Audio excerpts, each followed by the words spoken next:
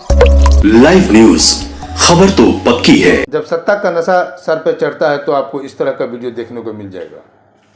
राजा और प्रजा में क्या अंतर होता है, जब आप ये पूरा वीडियो देखेंगे तो समझ में आ जाएगा। राजा आज के मंत्री और प्रजा या बीपीएससी ट्री 3.0 की महिला अभ्यर्थी। सबसे पहले देखिए इस वीडियो को। हम बोलते ना अगर कुछ नहीं बोले कि बाद में सोचेंगे। मंत्री जी इसको रख लीजिए। मंत्री जी सप्लीमेंट्री में कुछ बोलिए सर।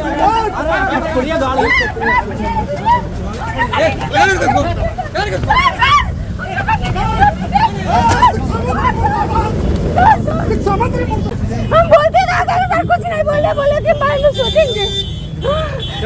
कुछ समय पहले तक नीतीश कुमार जनता दरबार लगाकर लोगों के दर्द से खुद रूबरू होते और तत्काल उसका समाधान भी करते, लेकिन उनकी सरकार में शिक्षा मंत्रालय जैसे अहम महकमा संभाल रहे मंत्री सुनील कुमार का बेरहम चेहरा उन्हीं के कार्यालय जदयू कार्यालय में देखने को मिला। पटना जदयू प्रदेश कार्यालय में मंगलवार से शुक्रवार तक जनसुनवाई कार्यक्रम का आयोजन किया जाता है। सीएम का आदेश है कि मंत्री जनसुनवाई कार्यक्रम में प्रदेश भर से आए हुए फरियादियों की फरियाद सुनेंगे और उसका समाधान करेंगे।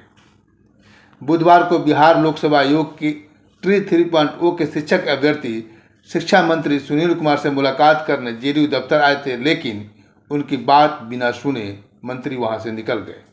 अभ्यर्थी मंत्री को आवेदन दे रहे थे, उसे वह फेंकते दिखे। हद तो तब हो गई जब एक महिला शिक्षक अभ्यर्थी मंत्री तक अपनी बात पहुंचाने के लिए उनके कार के गेट में लटक गई।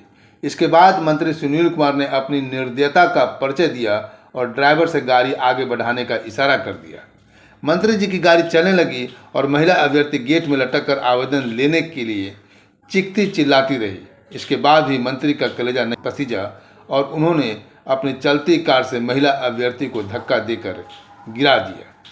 मंत्री जी की कार से महिला का हाथ छोड़ते ही वह रोड पर गिर गई, लेकिन सुनील कुमार ने 1 मिनट के लिए भी पीछे मुड़कर नहीं देखा और गाड़ी की स्पीड तेज कर वहां से निकल गई। घायल महिला अभ्यर्थी ने कहा, मैं शिक्षा मंत्री से जवाब मांगने गई थी, वह केवल इतना ही कहते रहे कि आगे देखेंगे। वह 3 महीने से सोच रहे हैं, वह बार बार यही कहते रहे कि अभी हटो अभी हटो।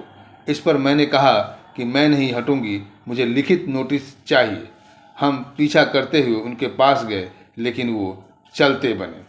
अब आप इस तस्वीर के देखने के बाद अंदाज़ा हो गया होगा कि राजा और प्रजा में कितना अंतर होता है।